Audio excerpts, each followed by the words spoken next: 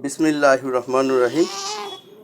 যে বাচ্চাটাকে এখন আমরা দেখতে পাচ্ছি তার বয়স মাত্র 1.5 মাস। এই অল্প কিছুদিন হয় তার 2 চোখ দিয়ে পানি পড়া শুরু হয়েছে এবং সাথে ময়লা আসতেছে। তার মা আমাদের কাছে নিয়ে আসছে। এটা ড্রপ দিয়েছে 1 সপ্তাহ, কিন্তু 1 সপ্তাহে ড্রপ দিয়ে কোনো লাভ হয়নি। আসলে এটা ড্রপ কোনো সুচিকিৎসা না, সুচিকিৎসা হলো মেসেজ। কেননা এই চোখের সাথে যে নাকের যে একটা ক্যানেল আছে, ওই ক্যানেলটা 100 বাচ্চার মধ্যে 4 থেকে 5 জন বাচ্চার পুরোপুরি নিচের অংশ তৈরি হয় না। এটা সময়ের পরিক্রমায়, অর্থাৎ কারো 3 মাস, কারো 6 মাস, কারো 9 মাস, সর্বোচ্চ 2 বছরের মধ্যে এই ক্যানেলটা তৈরি হয় এবং পানির চ্যানেলটা চালু হলে এই পানি আর পড়ে না, আর ময়লাও হয় না।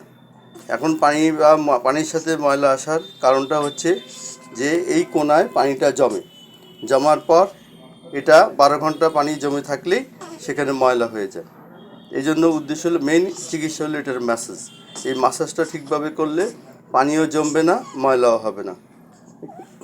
আমরা দেখাচ্ছি, ওর 2 চোখেই পানি পড়ে, তবে বেশি পানি পড়ে বামটায় আর সাথে ময়লা। ম্যাসাজ করার নিয়মটা আমি দেখাই দিচ্ছি।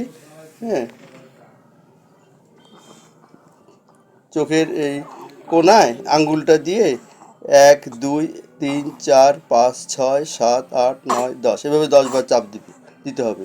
এই চোখে এরকম 1 2 3 4 5 6 7 8 9 10।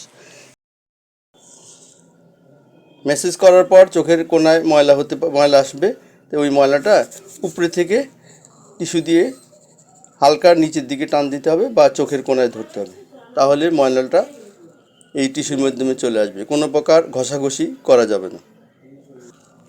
এভাবে মেসেজ করতে হবে 2 বছর পর্যন্ত আমরা বলে থাকি, এবং 3 মাস পর পর আমরা আসতে বলি। তো আমরা যখন দেখি যে এখানে কোণায় চাপ দিলে কোনো পানি বা ময়লা আসে না, তখন আমরা মাসাজ বন্ধ করে দিই।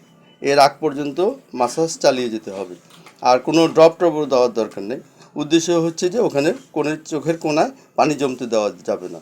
আমরা যদি এই চিকিৎসা গ্রহণ করি, সহজেই এই বাচ্চাদের পানি পড়ার সমস্যার সমাধান করা যায়। সবাইকে ধন্যবাদ।